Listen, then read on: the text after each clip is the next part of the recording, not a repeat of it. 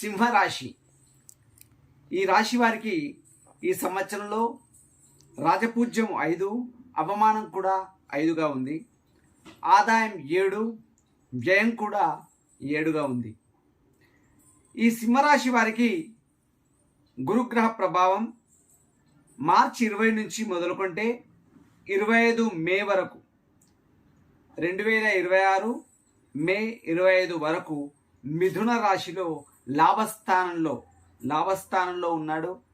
అనుకూలుడై ఉన్నాడు కాబట్టి అనుకూల ఫలితాలు, శుభ ఫలితాలు వస్తాయి.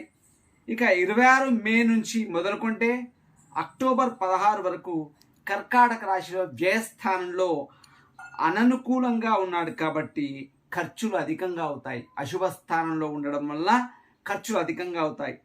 ఇక 17/10/2026 నుండి మొదలుకుంటే 14/2/2027 వరకు సింహరాశిలో తనూకారకుడై ఉన్నాడు కాబట్టి అననుకూలంగా ఉన్నాడు.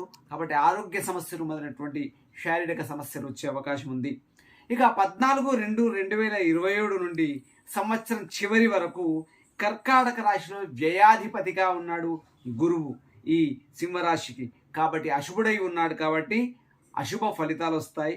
ఇక ఈ సింహరాశి వారికి శని ప్రభావం ఏ విధంగా ఉంటుందంటే ఈ సంవత్సరం అంతా కూడా ఆయుక్కారకుడై ఉన్నాడు.